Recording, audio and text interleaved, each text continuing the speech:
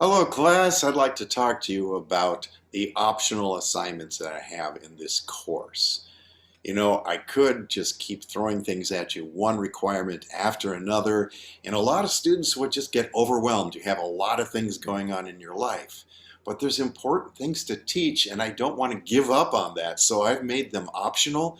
Those of you who really care about learning, and those of you who feel like I want to get every single penny's worth of instruction I can out of Professor Burko, and those of you who just really want to become great writers, I encourage you to engage with these voluntary optional assignments. For example, we have a video in a chapter about formal argument writing. That's required.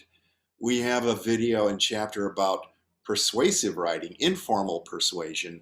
That's optional. But the two are related, and it's pretty important to know the difference. So those of you who really care, I encourage you, watch the program Persuasion. There's a lot of important concepts that are mirrored in argument because they are very, very similar writing styles. For example, understanding what an assumption and a warrant is, or understanding ethos, logos, and pathos, and how they're all part of persuasion and argument. So those are important things to learn.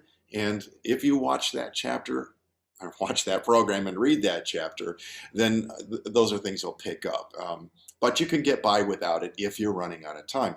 There's also three entire chapters and programs about editing mechanics, editing sentences, editing word choice. Those are not required, but there's a reason for that.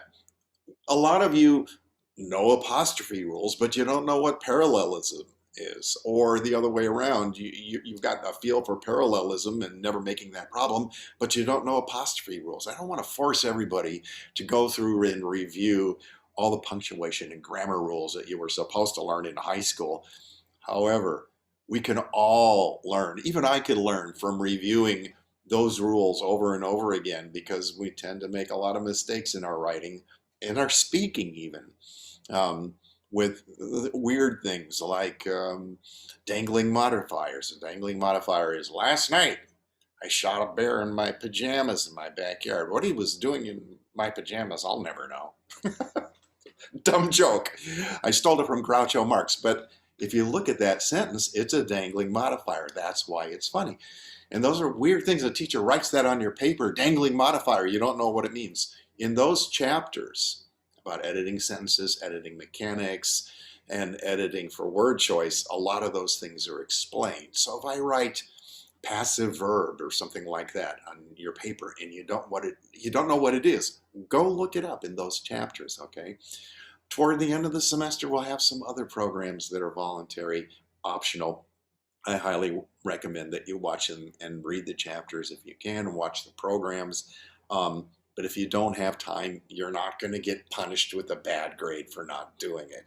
It'll be clearly labeled which assignments are required and which aren't. So if it says required, definitely do it, okay? Otherwise, your grade will suffer. And more importantly, your learning will suffer too.